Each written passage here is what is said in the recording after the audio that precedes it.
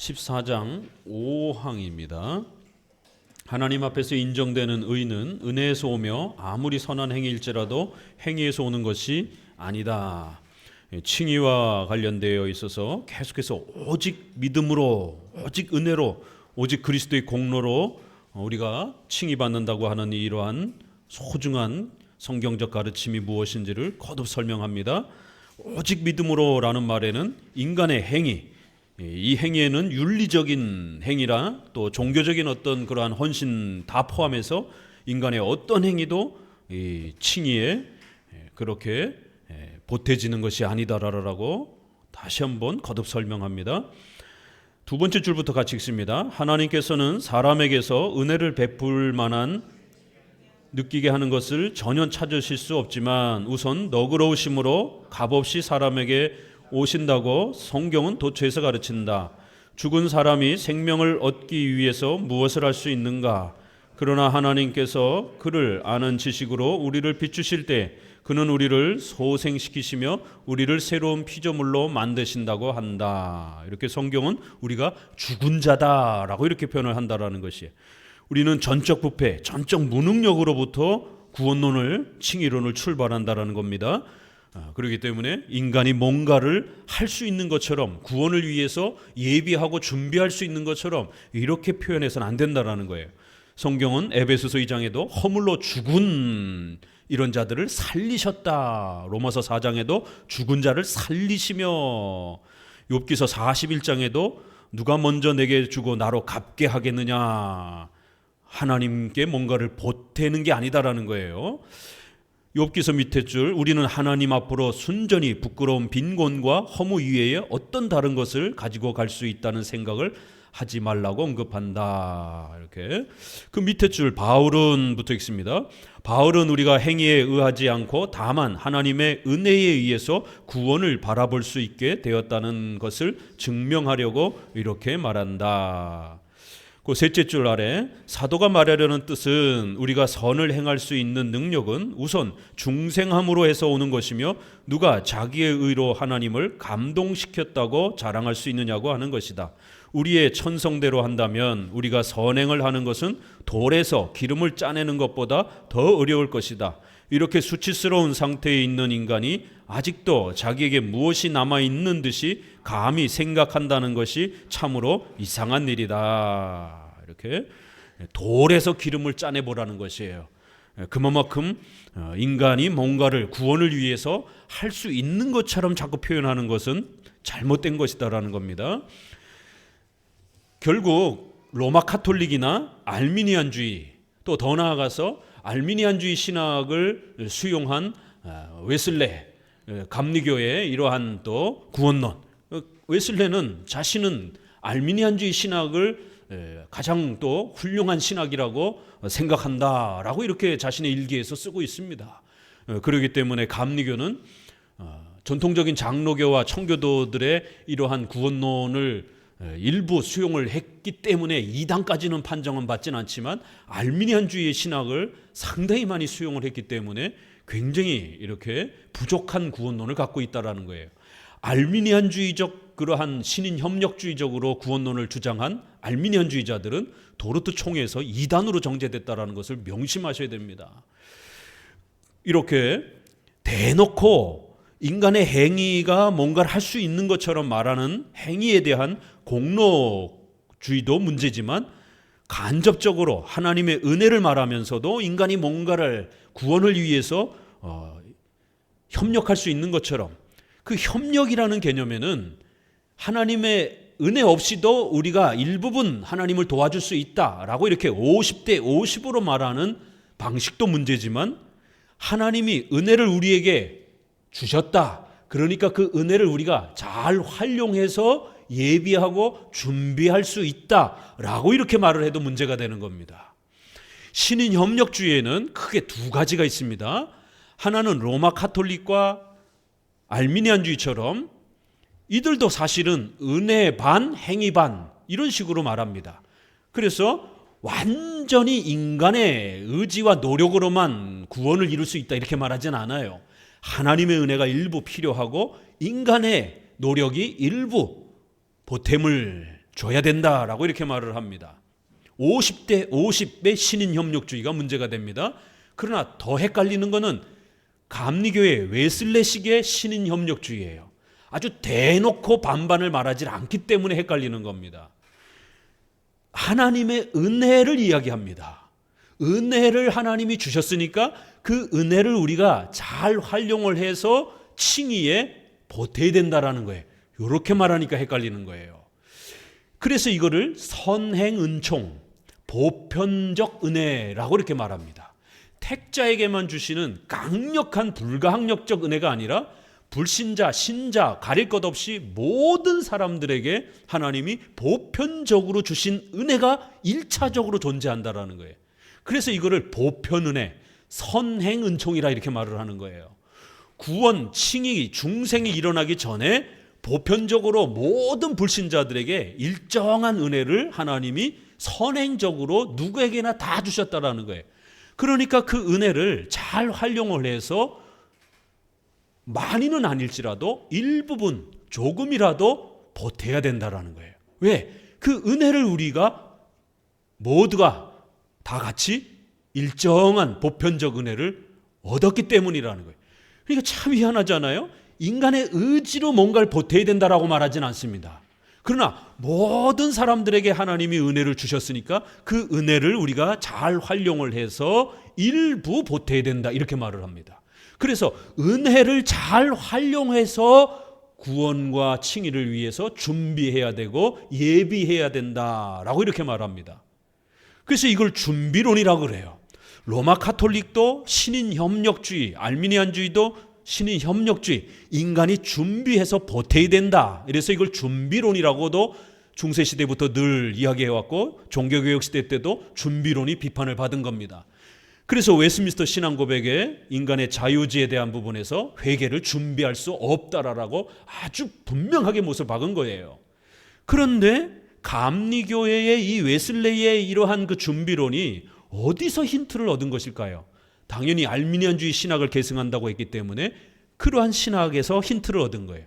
또 더 나아가서 웨슬레는 전통적으로 영국 사람이기 때문에 영국의 청교도 영향을 받았단 말이에요. 그런데 영국의 청교도 중에 장로교 계열의 청교도 영향을 받은 게 아니라 존 오웬, 토마스 굿인과 같은 회중파 청교도들에게 영향을 받은 거예요. 왜냐하면 회중파 청교도들이 이 은혜로 말미암는 준비 형태를 가르쳤기 때문에 그렇습니다. 그래서 스코틀랜드의 유명한 웨스민스터에 참여했던 사무엘 러더포드라든가 또 조지 길레스피라든가 이런 훌륭한 장로교 신학자들은 여기에 대해서 논쟁하면서 교회론과 관련해서 저들의 잘못된 회중파적 교회론에 대해서도 비판했습니다. 토마스 후커라고 하는 이런 회중파 사람과 사무엘 러더포드의 이 교회론에 대한 논쟁이 굉장히 유명합니다. 그럼 그 교회론만 그렇게 논쟁된 게 아니라 거기에는 구원론도 같이 성화론도 같이 이렇게 맞물려서 결국 논쟁이 됩니다. 그리하여 회중파에서 은혜로 말미암는 준비 이런 개념을 소개를 한 거예요. 이 준비라는 개념은 준비라는 단어는 굉장히 예민한 단어입니다. 왜요? 엄청난 신학 논쟁을 일으켰던 단어이기 때문에 그런 것입니다. 그래서 도르트 총회 때도 로마 카톨릭 때도 이 준비라는 단어가 아주 무리를 일으켰고 결국 웨스민스터에 와서는 이걸 최종적으로 정립하면서 이 준비라는 단어를 신론에서 만약에 써야 된다라면 하나님이 우리의 구원을 준비해 주신다. 이걸 뭐 누가 뭐라 하겠어요. 이건 당연한 것이죠. 그런데 오늘날 최근에 회중파 청교도들의 이 회심 준비론을 목회자나 성도가 잘못 알아듣고 하나님이 우리 구원을 준비해 주신다. 하나님이 은혜로 우리의 구원을 준비해 주신다. 이런 개념으로 이해를 하고 있습니다. 이거는 절대로 우리 장로교도 반대하는 게 아닙니다. 그걸 누가 반대하겠습니까? 그러나 그렇게 표현할 때조차도 장로교에서는 신론에서 하나님이 우리의 구원을 예정하셨다, 작정하셨다, 섭리하셨다라고 표현하지 준비하신다라고 이렇게 표현하지 않습니다. 왜냐하면 그 준비라는 개념을 잘 쓰지 않는 것이에요. 장로교에서는 하나님이 준비하고 계신다라는 개념과 하나님이 작정하시고 작정하신 대로 성취해 가신다라는 어감은 많이 다르단 말이에요. 하나님이 예비하시고 준비하신다라는 것도 작정이라고 계획이라고 카운슬이라고 하는 하나님이 의지하셨다, 계획하셨다라는 이 단어 안에 다 포함이 돼요. 그렇지만 굉장히 이렇게 작은 개념이라는 것이. 그리고 또 저들이 신학의 아주 중요한 용어로 구축한 단어이기 때문에 잘 쓰지 않는다라는 겁니다. 예정하셨다라고 더 즐겨 사용했던 것이에요. 그런데 회중파 쪽에서는 자꾸 하나님이 은혜로 우리에게 허락해 주셨다. 그리고 그 은혜를 우리가 잘 준비해서 일정 부분 보태야 된다. 이게 회심준비론입니다. 그러니까 회심준비론이 하나님이 은혜로 우리를 준비하신다라고 이렇게들 오해를 하는 거예요. 이거는 잘못된 겁니다. 이건 우리 장로교도 다 인정을 하는 것이에요. 회심준비론의 핵심은 하나님이 은혜로 우리에게 일정한 부분을 베풀어 주셨다라는 거예요. 결국 그 은혜를 우리가 받았으니까 그 은혜를 잘 활용해서 조엘 비키의 젖은 장작 비유처럼 그 젖은 장작을 비유를 이해하면 회심준비론을 정확하게 이해할 수 있습니다. 비록 우리가 나무를 태울 수 있는 능력은 없지만 그 젖은 장작 나무를 말리는 정도, 그래서 성령께서 우리를 중생시키고 칭의시키실 때 더 활활하게 준비 정도는 할 수 있다는 거예요. 이게 회심준비론의 핵심입니다. 젖은 나무를 태울 수 있는 능력은 없지만 마르게 하면서 더 강력하게 타도록 예비하고 준비할 수 있다는 거예요. 인간이 준비할 수 있다는 겁니다. 하나님이 은혜로 준비해 주신다가 초점이 아니에요. 하나님이 일정한 은혜를 주셨으니까 그 일정한 은혜를 우리가 인간이 잘 준비해서 일부분 보탤 수 있다는 거예요. 이게 회심준비론의 포인트입니다. 그래서 카이퍼도 그거를 정확하게 비판한 겁니다. 젖은 나무를 일부 말릴 수 있다고 말 같지 않은 소리도 하지 말라라는 것이에요. 인간은 전적으로 죽어 있다라는 겁니다. 죽은 자가 뭘 어떻게 말리느냐라는 거예요. 그 젖은 걸 그냥 강제로 강력하게 하나님이 불태우신다라는 거예요. 이게 장로교의 구원론이라는 겁니다. 그러니까 웨슬레는 1700년 후반 사람이기 때문에 이미 존 오웬 1600년도의 사람이었던 바로 이러한 회중파의 은혜로 말미암는 준비라는 이런 개념을 결국 계승한 겁니다. 그래서 보편적 은혜, 선행적 은혜, 택자에게만 주는 그러한 은혜가 아니라 모든 인류에게 베푸신 일정한 보편적 은혜가 있다라는 거예요. 그러면 불택자에게도 불신자에게도 주는 거니까 일반 은총 은혜가 돼버리는 겁니다.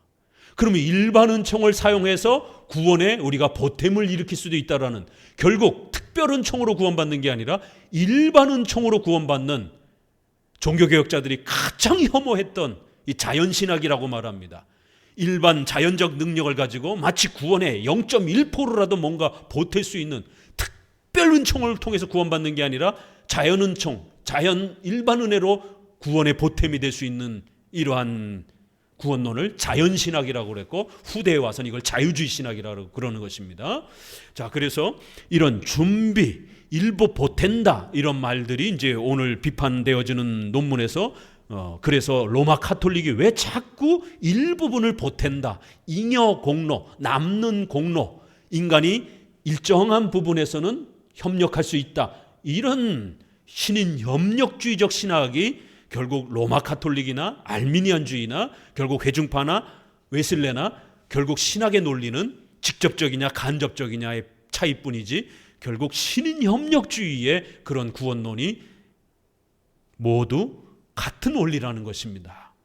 그래서 이 부분을 우리가 정확하게 구별할 줄 아셔야 된다는 거예요. 왜 이토록 종교개혁자들이 인간의 행위가 직접적이든 간접적이든 그렇게 칭의에 보탬이 되는 것처럼 말하는 것에 대해서 아주 알레르기 반응을 보이면서 절대로 그러한 표현들이 오직 믿음, 오직 은혜로, 오직 그리스도의 공로라는 개념 안에 들어오지 못하도록 아주 철저히 막았는지를 아셔야 되는 겁니다. 6항, 사람은 자기 의를 위해서 아무것도 공헌할 수 없다. 이 제목만 봐도 다 읽혀지잖아요. 이렇게 어렵지 않습니다. 셋째 줄부터 읽습니다. 그러나 우리 인간의 악인은 큰 압력을 받지 않으면 하나님의 것을 하나님의 것이라고 결코 인정하지 않기 때문에 나는 이 일을 좀 더 논의하지 않을 수 없다. 인간은 강력하게 압력을 받아야만이 겨우 무릎을 꿇는다라는 거예요. 자, 이사야서에서의 그 회복의 순서를 한번 보자라는 거예요. 어디 성경에 하나님이 은혜를 일정하게 주고 나머지는 우리가 준비하고 예비하라라고 이렇게 말하는가? 아니면 하나님이 다 하신다라고 말하는가를 보라는 거예요. 이사야 59장에도 여호와께서 이를 감찰하시고 사람이 없음을 보시고 중재자가 없다라는 걸 보시고 자기 팔로 스스로 구원을 하나님이 100%다 행하셨다라는 거예요. 아, 구약의 이사야에서도 이런 표현들이 이렇게 칭의론과 관련해서 읽혀질 수 있다라는 겁니다. 맨 아랫줄, 이 계약이 하나님의 자비를 근거로 한 것이라면 우리의 의가 설 곳은 전혀 없다. 307페이지 둘째 줄부터 읽습니다. 사람은 다소의 행위에 의한 의를 대체로 하나님이 용납하시는 의 이외에 어떤 다른 의가 있을 수 있느냐고 묻고자 한다.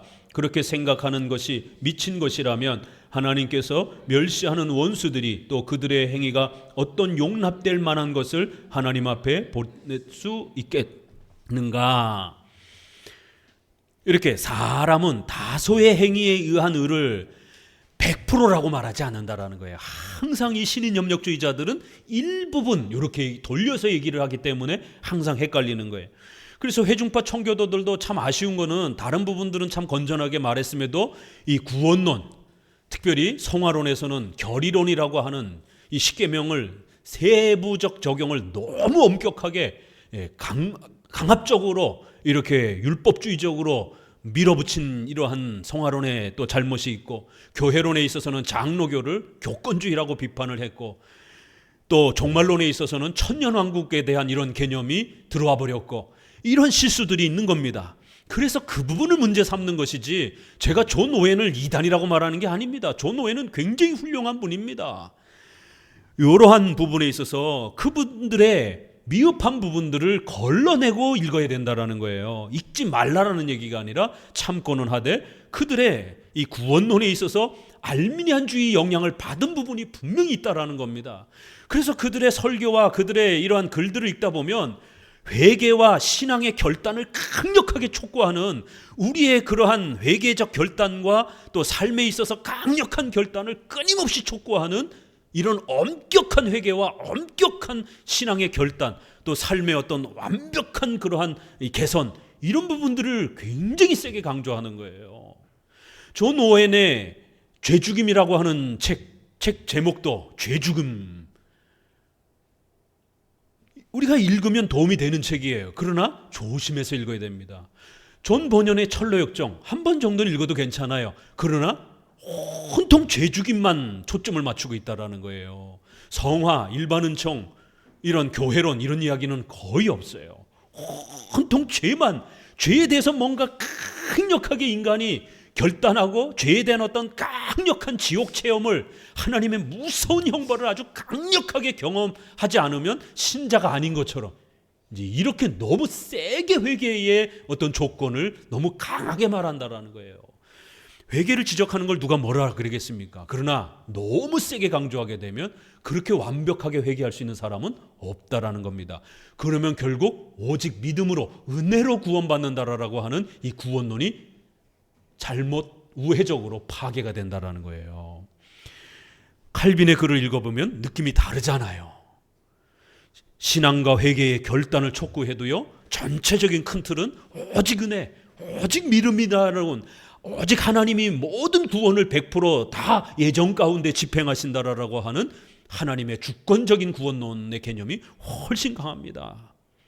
우리는 예수님을 영접하기 전에 로마서 5장 10절 노골적인 원수라라고 이렇게 성경은 말한다라는 거예요. 요한일서 4장 하나님이 우리를 먼저 사랑한 것이다라고 이렇게 말한다라는 거예요.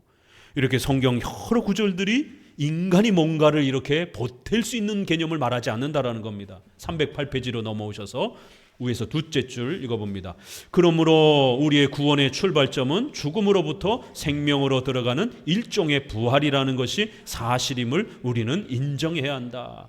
구원의 출발점은 뭐예요? 죽었다가 다시 사는 그런 엄청난 기적이 필요한 거라는 거예요. 이건 기적이 있어야만 되는 겁니다. 중생은.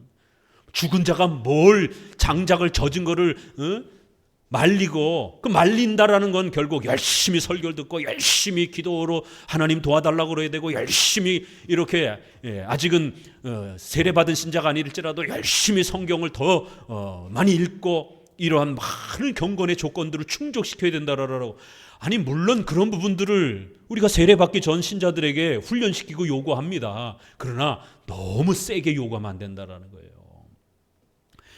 성령 하나님께서 우리를 살리시는 이러한 부활과 같은 기적이 인간의 중생에는 일어나야 된다라는 거예요. 자, 7항. 그렇기 때문에 이제 위선자와 이름뿐인 그리스도인들을 정죄받는다. 앞부분에서 우리가 네 부류의 그러한 칭의론을 구별하면서 네 번째 이제 우리 장로교의 칭의론을 이제 소개하겠다라고 했죠. 앞부분의 세 개는 잘못된 그러한 칭의론, 신인 협력주의를 주장하는 그러한 칭의론자들을 계속 비판하고 있는 거예요.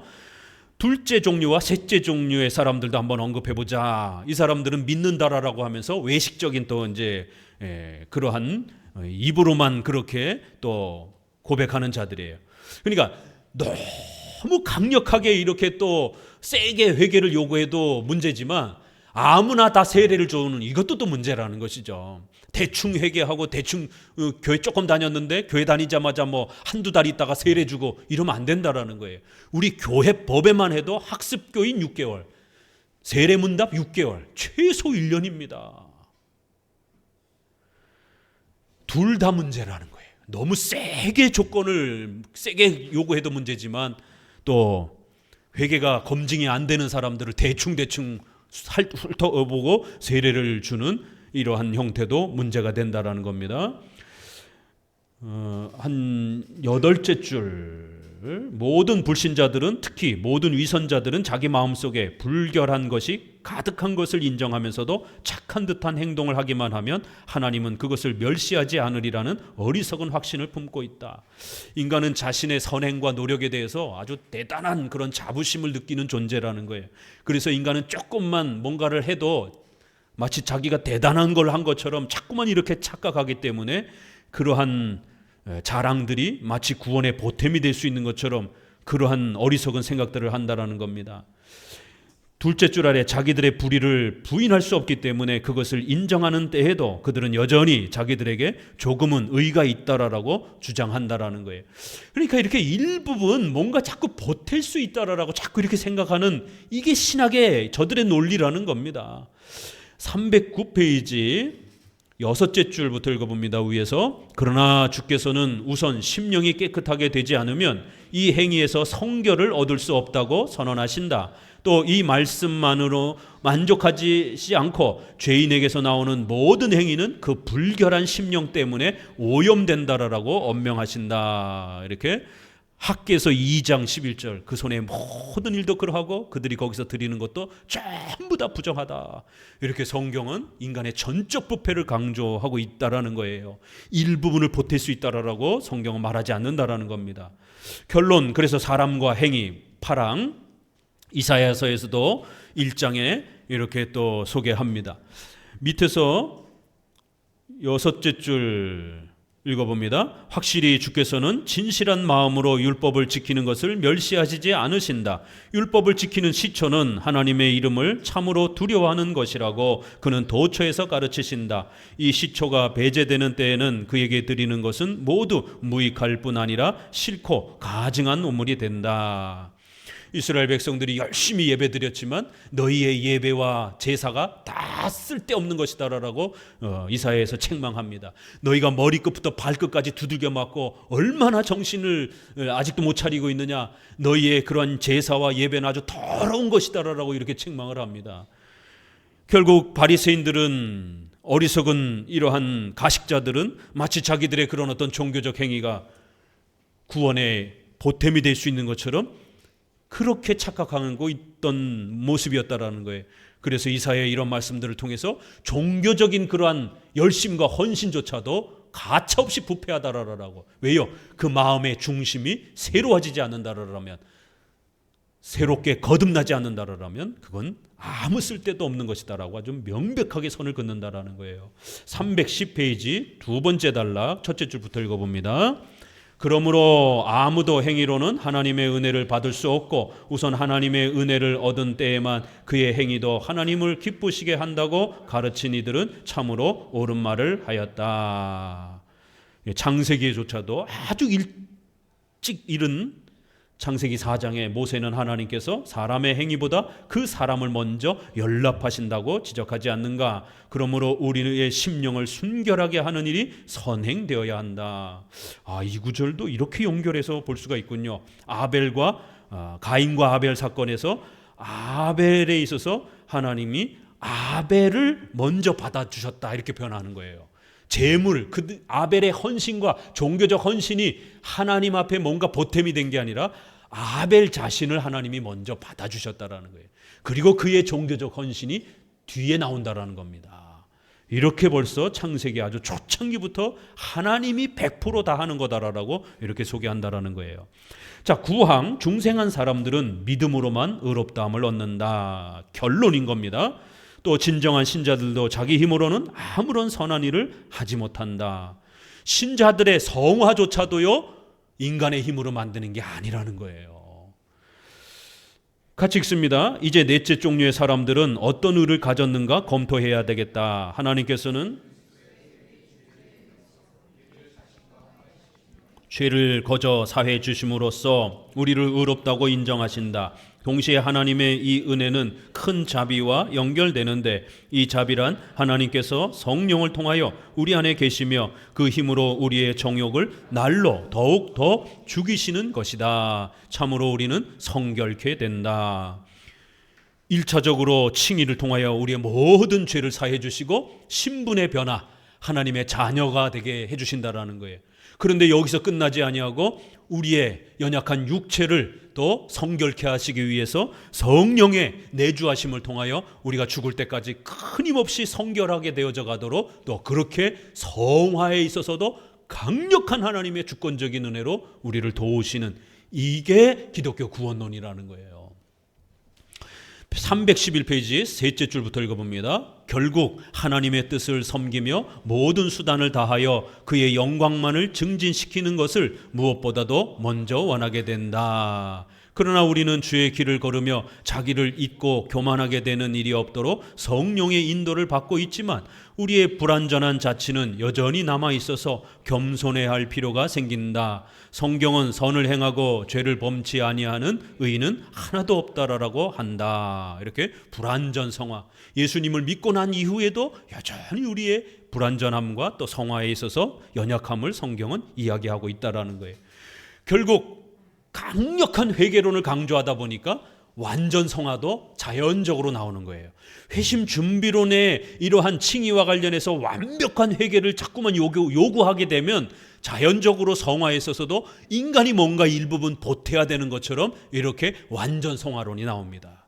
그러나 우리는 칭의나 또 이렇게 성화론에 있어서 전적 부패와 무능력한 자를 우리를 구원해 주시는 그러한 칭의론, 그리고 성화론에 있어서는 불완전한 성화, 그래서 우리는 여전히 불완전하고 연약하지만 성령 하나님께서 돕는 방식으로 성화가 만들어져 간다라고 하는 이렇게 짝을 이루는 것입니다.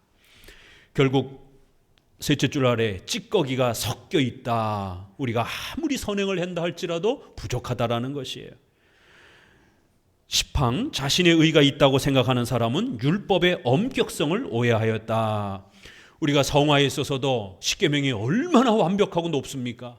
십계명을 제대로 우리가 깨닫고 보기만 하면 내가 뭘 보탤 수 있다? 이런 생각을 할 수 없다라는 거예요. 또 구원에 있어서 칭의에 있어서도 율법의 요구를 우리가 완벽하게 성취할 수 있다?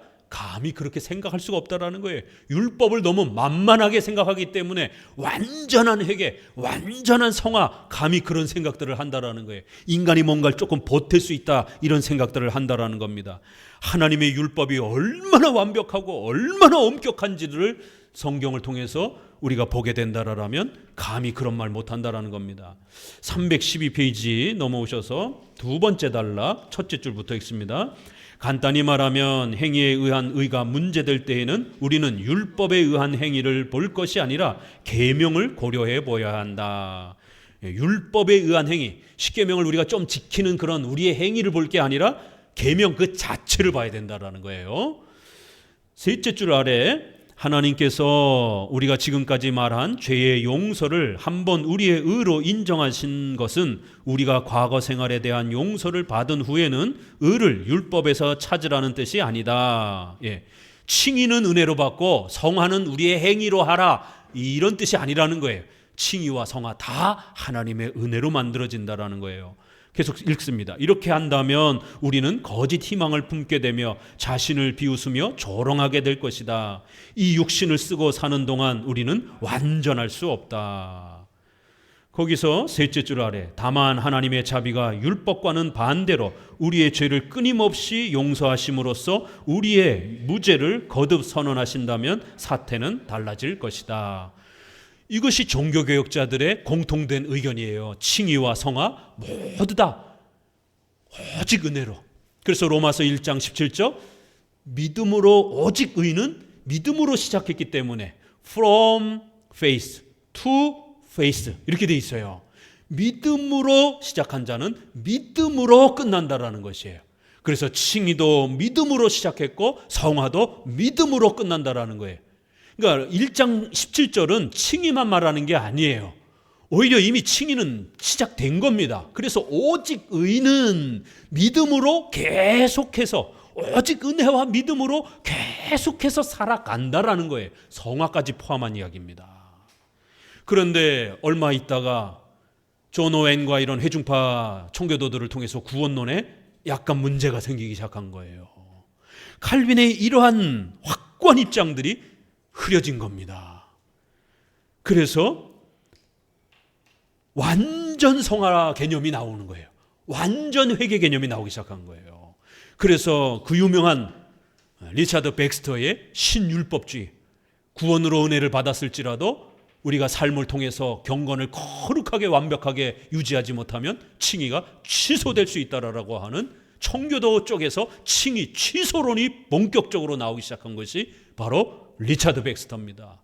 리차드 백스터와 존 오웬 또 존 버녀는 아주 가까운 영국의 출신들입니다. 같이 신앙 고백도 만들 정도로. 그럼 그 신학들이 영향을 받는 것이에요. 이렇게 완전할 수 없다라고 이렇게 칼빈은 아주 명확하게 설명하고 있는데 100년 뒤에 이러한 회중파 청교도들 안에는 완전할 수 있다라는 이러한 성화 개념들이 슬금슬금 들어오기 시작한 겁니다. 이거를 1700년도에 조한 웨슬레가 완전 성화론으로 그렇게 계승해 버린 겁니다. 그러니까 기독교 강요에서 멀어진 거예요, 이분들의 가르침들은. 그러면 우리 장로교회의 구원론이 불완전 성화를 끝까지 유지하고 있기 때문에 우리가 정확하게 칼빈의 가르침을 계승하고 있는 겁니다.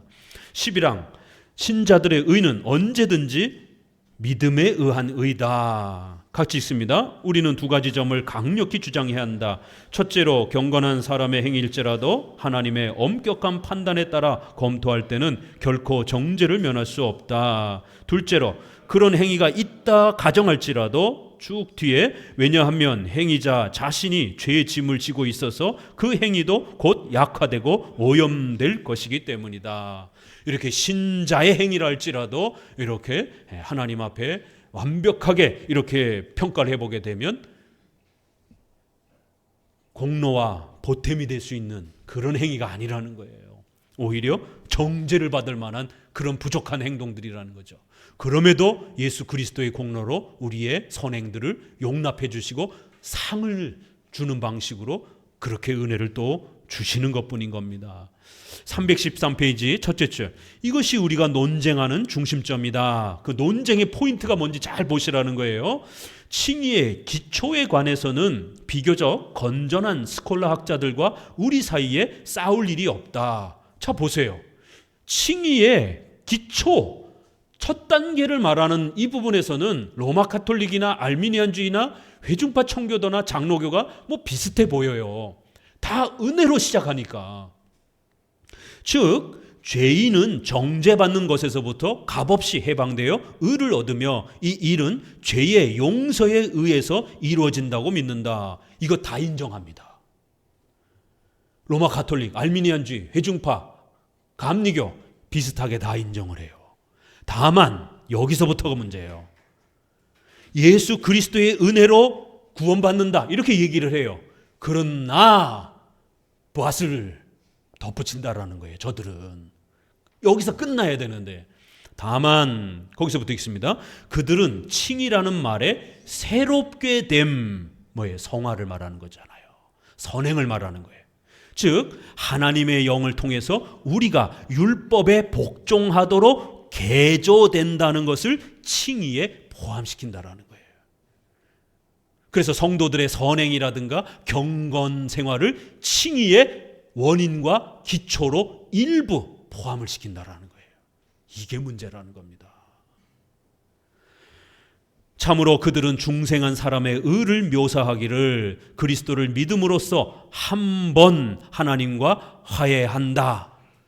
이건 맞는 말이에요. 그리스도를 통해서 우리가 용서되잖아요. 그런데 여기서 끝나야 되는데 그 다음을 덧붙이는 거예요. 화해한 사람은 그게 완성되고 확정되고 불변적 칭의가 아니라 선행에 의해서 하나님 앞에서 의롭다는 인정을 추가적으로 받아야 된다는 거예요. 선행의 공로에 의해서 추가적으로 받아들여져야 된다는 거예요. 이렇게 유보적 칭의를 말합니다. 칭의가 확정되고 단회적으로 완성적으로 만들어진 게 아니라 그리스도의 공로로 1차 은혜는 받지만 그건 1차라는 것이에요. 2차 우리의 종교적 헌신과 윤리적 선행을 통해서 뭔가 보태져야 된다는 거예요. 이렇게 애매하게 말을 하고 이렇게 돌려서 말을 하니까 항상 성도들이 헷갈리게 되는 겁니다. 그러나 하박국서 2장 4절에 보니까 오직 의인은 믿음으로 말미암아 살리라. 로마서 1장 17절 이렇게 구약이나 로마서나 신약이나 오직 믿음, 오직 은혜, 오직 그리스도의 공로로 완성된다라고 말한다라는 거예요. 부족하다라는 게 아닙니다. 자, 15번 각주로 내려와 보세요. 여기 아주 중요한 비판이 있습니다. 15번 각주 같이 읽습니다. 가련한 세상 사람들은 지금까지 속아서 사람이 자신의 힘으로 하나님에게서 의롭다함을 얻을 준비를 할 수 있다고 생각한 것이 사실이다. 또 이 모독적인 생각이 설교와 신학교를 지금까지 지배하였다. 교황제도의 모든 가증한 짓을 유지하려는 자들은 지금도 이 생각을 지지한다. 그래서 이거를 준비론이라고 말한 겁니다. 그런데 회중파와 최근의 회중파 청교도들이 회심 준비론, 은혜로 말미암는 준비라는 희한한 말을 끄집어내면서 이러한 준비를 통해서 회개로 완벽하게 나아가지 않은 자는 회개하지 않은 것처럼, 세례를 받아서도 가짜 신자인 것처럼 준비된 회개를 해야 된다라고 이렇게 말을 합니다. 아니 그러면 준비된 회개가 따로 있고 회개가 또 따로 있습니까? 그냥 우리는 통상적으로 회개하라라고 가르쳐 왔던 거예요. 무슨 회개를 준비 과정을 거쳐가지고 회개를 해야 되는 것처럼, 준비 단계가 있고 완벽 단계가 있는 것처럼 이렇게 나누지 않았습니다. 그냥 회개하라라고 요구한 거예요. 그리고 바르게 회개했는지 신앙 고백적으로 점검을 하는 겁니다. 교리를 정확하게 원죄, 자범죄, 죄책, 부패 이런 거를 교리적으로 이해하고 있는지 성경 공부를 시키고 그거를 그가 신앙 고백으로 받아들이고 있는지, 그러면 공적으로 세례를 주는 겁니다. 그거를 준비적으로 예비적으로 얼마큼 준비했는가 이거를 따져 묻는 게 아니에요. 성경의 교리, 원죄, 자범죄 개념을 정확하게 이해하고 있는지를 공부를 통해서 문답 시험을 보는 겁니다. 이해를 못했으면 다시 시험 봐야 되는 거예요. 이제 우리 자매님 다음 달에 교리문답 시험이 있고 잘 통과가 되면 6월 달에 세례가 있을 것입니다. 함께 기도해 주세요. 이런 준비 회개교리 개념이 로마 카톨릭 안에서 나온 거예요. 알미니안주의에서 나온 거예요. 이게 후대의 청교도들이 은혜로 말미암는 준비라는 개념으로 준비론을 또다시 논쟁을 일으킨 겁니다.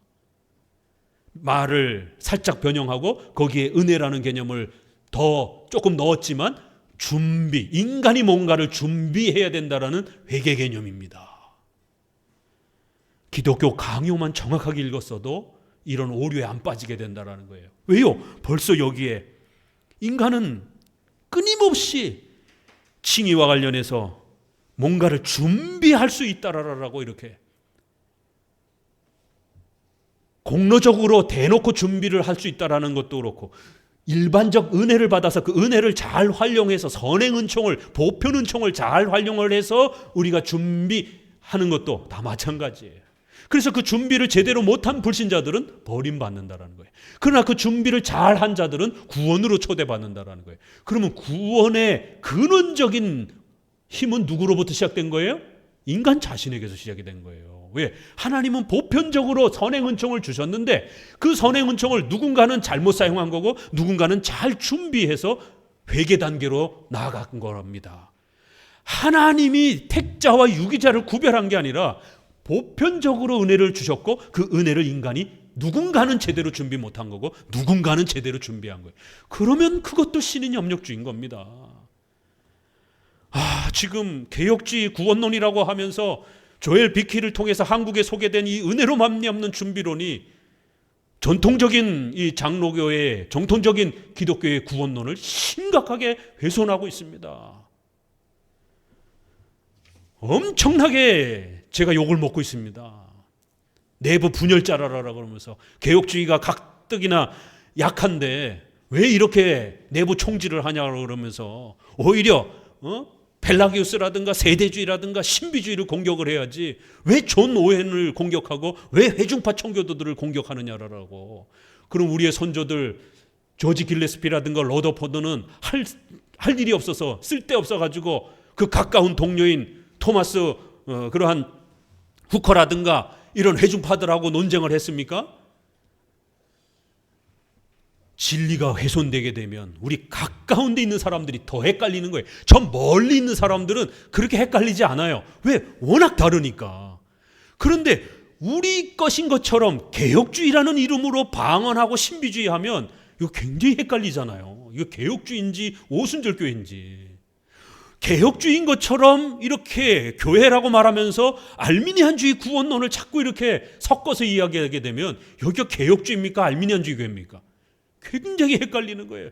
그래서 이런 기독교 본질 부분에서 특별히 구원론이라든가 이런 부분에서는 우리의 이 목숨이 달린 문제이기 때문에 아무리 가까운 동료라도 이신칭의의 이 구원론의 본질을 훼손하면 목숨을 걸고 싸웠던 겁니다.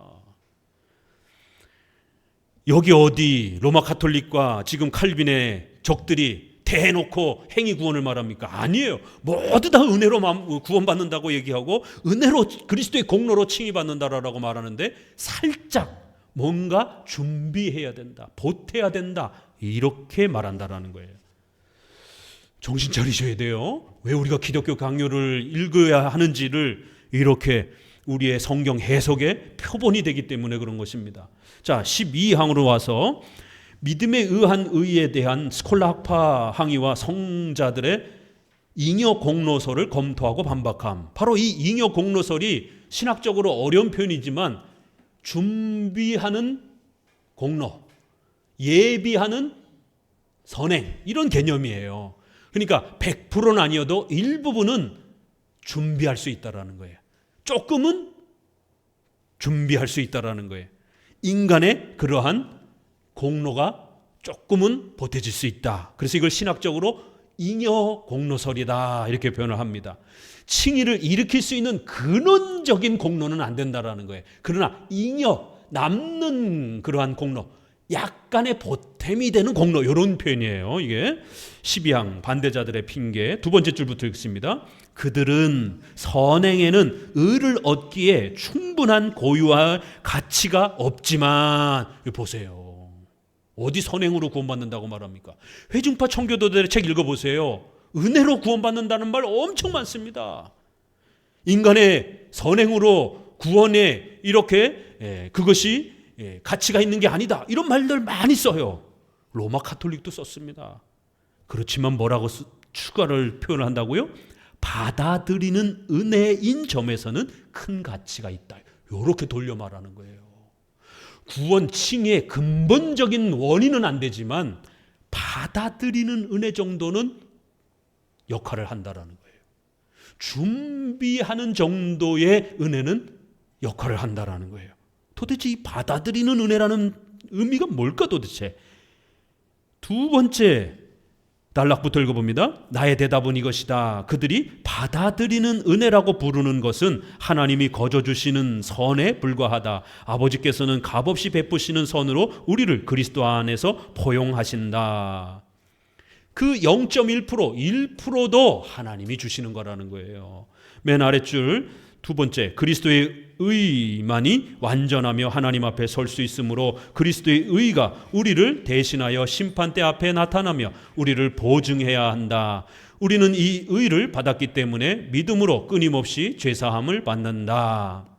13항, 잉여 공로를 말하는 사람들은 하나님의 요구의 가혹함과 죄의 중대성을 오해한 것이다라는 거예요. 율법의 완벽한 이러한 엄중한 요구와 그 율법을 범죄한 인간의 전적 부패가 얼마나 무서운 것인지를 이해를 못해서 이런 말을 하는 거예요. 결국 이들의 문제점은 전적 부패를 일부 인정을 하면서도 완전히 인정을 안 하는 거예요. 결국 전적 부패를 제대로 깨닫지를 못해서 이런 말이 나오는 겁니다. 같이 읽습니다. 만일 이런 일들이 사실이라면 우리의 행위는 그 자체로는 확실히 우리를 하나님께서 받으실 만하고 기뻐하실 만한 것으로 만들지 못한다. 행위 자체까지 하나님을 기쁘시게 할 수 없다. 쭉 내려오셔서 이런 말씀은 부분적인 의라는 공상을 철저히 논박하고도 남음이 있다. 뭐라고 주장한다고요? 부분적인 의라는 거예요. 조금 준비할 수 있는 의, 보탤 수 있는 의라 이렇게 말한다라는 거예요. 두 번째 단락, 잉여 업적이 충분히 배상을 제공한다고 하는 그들의 상습적인 모호한 말은 건전치 못한 생각이다. 잉여 업적, 조금 보탤 수 있는, 준비할 수 있는 이런 은혜라, 이러한 노력이라 이렇게 말한다라는 거예요. 밑에서 둘째 줄, 율법을 완전히 준수하지 않으면 행위에 의한 의를 전혀 인정하시지 않는다고 주께서는 자주 확언하신다. 두 번째 단락, 보석이란 생각은 이미 철저히 분쇄되었다. 우리는 꿈에도 그런 생각을 해서는 안 된다. 이런 무의미한 말을 하는 사람들은 하나님이 죄를 얼마나 악한 것으로 보시는지를 깨닫지 못한 자들이다. 이거를 가톨릭의 이러한 교리를 보석교리라고도 이렇게 또 말합니다. 우리가 보석금을 주고 이렇게 감옥에서 빼온다 그러잖아요. 일부 돈을 이렇게 맡기는 거예요. 그러니까 어떤 대가를 지불할 수 있는 걸 말하는 거예요. 그러니까 우리가 지옥에서 해방되기 위해서는 우리가 뭔가 보석금을, 우리가 뭔가 값을 치를 만한 거를 부분적으로 보탤 수 있다라는 거예요. 값을, 죄값을 우리가 조금 보탤 수 있다라는 거예요. 준비할 수 있다. 그래서 이걸 죄값과 관련해서 표현해 보면 이런 표현을 보상, 값을 일부 치르다라는 그러한 보석 개념이 된다라는 거예요. 죄값을 치르기 위한 일부 준비를 할 수 있는 노력이다, 이렇게도 말한다라는 거예요. 이걸 보석교리라는 거예요. 그러니까 이 가톨릭의 보석교리와 회심 준비론에 있어서 인간의 의지로 뭔가를 회개에 우리가 보탤 수 있고 준비하고 죄값의 일부를 보탤 수 있는 것처럼 말하는 것, 다 보석교리 개념이라는 거예요.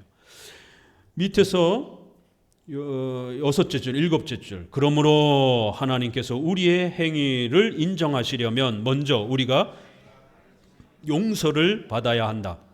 따라서 죄의 용서는 값없이 주시는 것이며 보석을 밀어넣는 자들은 그 은혜를 악하게 모독하는 자이다. 계속해서 이런 잉여 공로, 보석 개념, 준비 개념, 보태는 개념, 이런 단어와 이런 의미를 직접적으로 아니면 우회적으로 자꾸 쓰는 이러한 표현들은 이거는 하나님의 은혜를 모독하는, 오직 은혜로 오직 믿음으로 인간의 행위는 전적으로 부패됐기 때문에 단 0.1%도 그것이 사용되어지는 게 아니다라는 이 정통적인 성경적 칭의론과 구원론을 이해하지 못한 것이다라는 거예요. 신학은 돌고 돕니다. 정통신학도 계속 개성이 되고요, 잘못된 신학도 그거를 계속 응용해서 변형시키면서 반복이 됩니다. 이렇게 로마 가톨릭의 잘못된 칭의론을 우리가 정확하게 분별해야 되는 이유도 오늘날의 많은 이러한 또 넓은 복음주의권 내에서 로마 가톨릭, 알미니안주의 또 이러한 형태들을 많게 또 적게 수용한 구원론들이 있기 때문에 더더욱 우리는 정확하게 우리의 정통 성경적 구원론과 칭의론을 명확하게 확립하셔야 된다는 것입니다. 14만까지만 합니다. 하나님 감사합니다.